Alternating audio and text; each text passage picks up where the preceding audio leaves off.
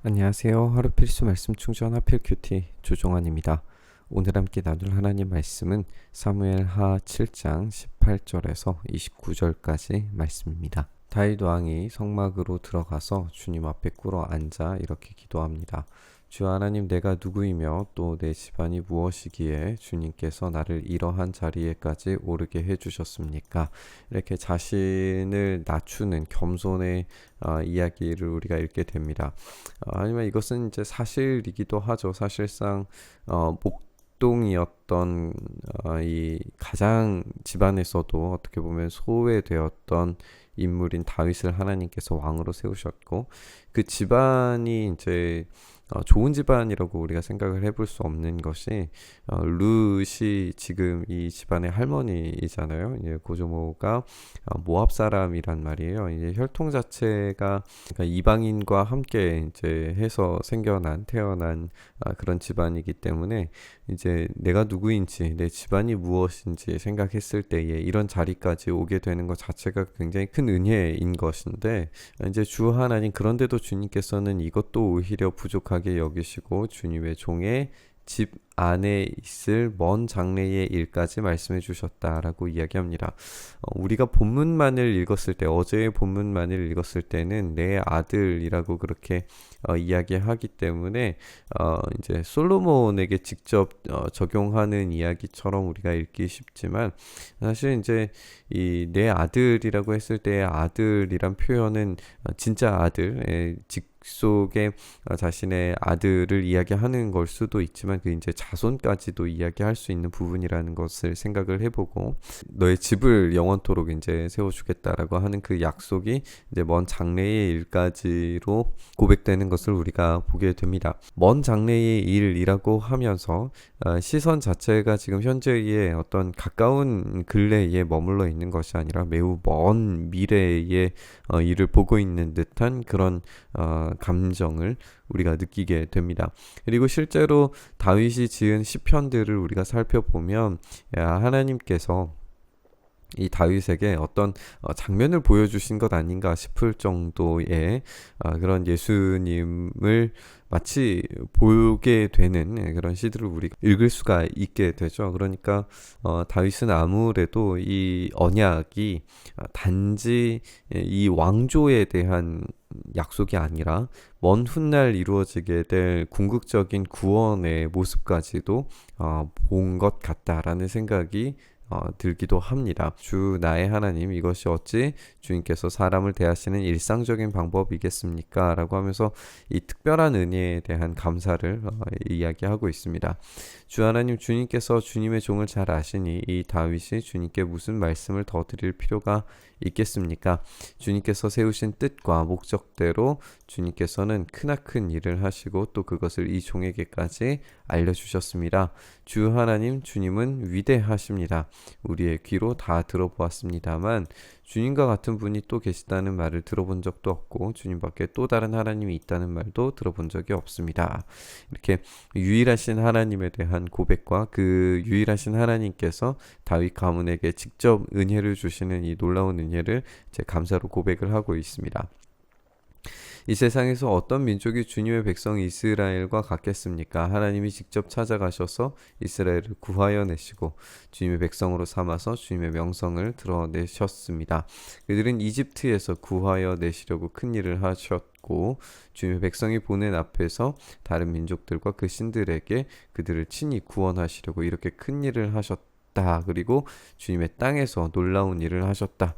이렇게 긴 이야기를 통해서 이제 이스라엘을 구해내신 출애굽의 하나님, 그리고 이 백성으로 삼으신 시내산에서의 약속, 그리고 이 구해내신 그분께서 이방인들 앞에서 그 신들에게 친히 구원하시려고 이제 놀라운 일들을 주님의 땅에서, 이 약속의 땅에서 지금 하셨다라고 하는 것이 이제 다윗에게 지금 하는 그 약속이라고 우리가 이해를 해본다면, 이제 시내산에서의 약속이 이렇게 이방 민족들 앞에서의 약속으로 확정되어지고 있고, 그 확정되어진 약속을 우리가 더 멀리 보았을 때에 모든 민족 가운데에서 예수 그리스도께서 행하신 이 약속의 확장을 우리가 보게 되는 겁니다.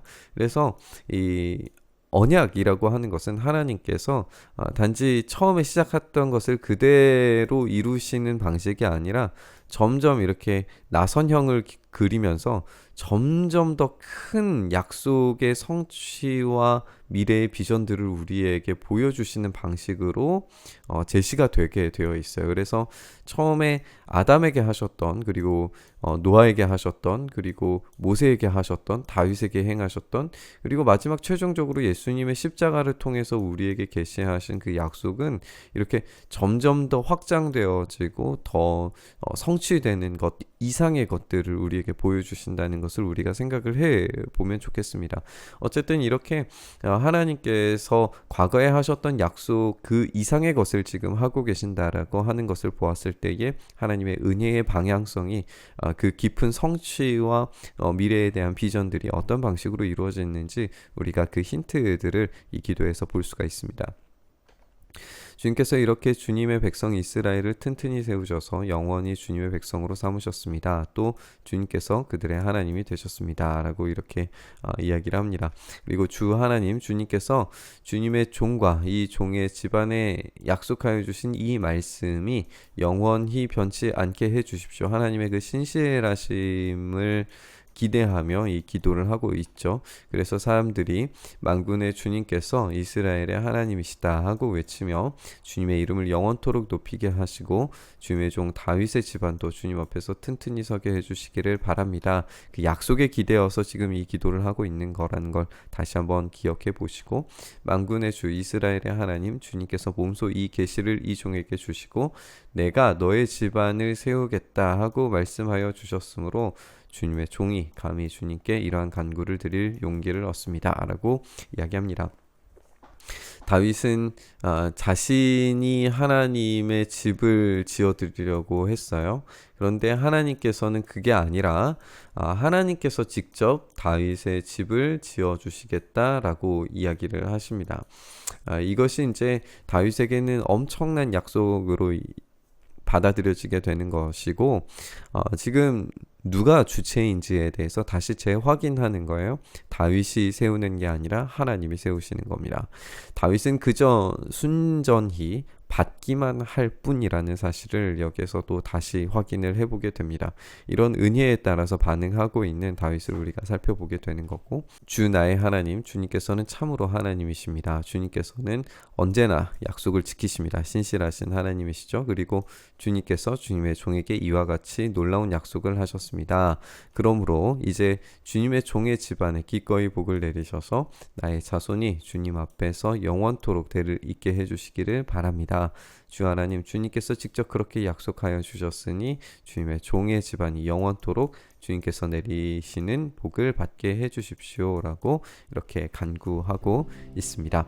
이렇게 복을 내려주시는 분은 하나님, 다윗은 단지 받는 자로 있음을 우리가 보게 됩니다. 우리는 다윗의 고백처럼 다윗은 전혀 이런 약속을 얻을 만한 자격이 없는 그런 사람, 그리고 그런 가문이었음에도 불구하고 심지어 이제 우리가 지난 본문들을 생각을 해보면 굉장히 현실 정치인이고 탁월하기는 하지만 때로는 굉장히 냉혈적인 그런 모습들을 보여주는 그런 현실 정치인, 군인으로서 잔혹한 모습들을 우리가 보기도 하지만 하나님의 전적인 은혜에 의해서 지금 이 약속을 받고 있다는 사실을 알게 됩니다.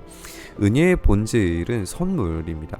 우리는 우리의 능력으로 구원을 획득하는 것이 아니라 단지 하나님께서 주시는 선물을 선물처럼 그저 받기만 할 뿐입니다. 구원에 대한 오해는 내가 무슨 행동을 해야 얻을 수 있는 것처럼 생각하는 것에서 출발합니다. 오히려 우리가 자격이 없는 존재라고 하는 사실을 우리가 확인을 하고 하나님께서 주시는 이 구원이 자격 없는 자에게 주시는 전적인 은혜라는 사실을 기억한다면 당연히 그 은혜에 대한 반응이 이 무언가를 해야 해서 반응하는 것이 아니라 전적인 은혜에 따라서 그 감사와 감동 때문에 움직이게 된다는 것을 알고 있습니다. 그렇다면 우리가 복음에 합당하게 행동하는가 행동하지 않는가는 복음을 우리가 얼마나 가치 있게 대하고 있는가의 차이로 드러날 수밖에 없습니다. 오늘 말씀을 묵상하면서 이 합당한 은혜의 반응이 무엇인지 생각해 봤으면 좋겠습니다. 다윗은 그의 합당한 반응, 그런 깊은 감사와 그리고 하나님의 그 비전과 약속의 성취들을 바라보면서 하나님께 기도하고 있습니다. 우리는 어떤 기도를, 어떤 반응을 보이면서 우리의 삶을 살아가고 있습니까? 이 합당한 은혜의 반응이 우리의 삶에 있게 해달라고 전적인 은혜에 감사하면서 이 기도의 자리로 함께 나아갔으면 좋겠습니다. 주님, 우리가 그 은혜에 합당한 삶을 그리고 합당한 반응을 할 수 있기를 소망합니다. 우리가 여전히 우리의 이기적인 삶에 머물러 있지 않도록 주님 우리를 불쌍히 여겨주시고, 우리가 그 은혜의 선물처럼 우리에게 주신 이 구원의 능력에 합당한 삶, 그 놀라운 가치에 합당한 반응을 우리가 온전히 주님께 올려드리도록 역사하여 주시옵소서. 이렇게 우리의 삶 붙들어 주시길 소망하며 우리 주님 예수님 이름으로 기도드리옵나이다. 아멘.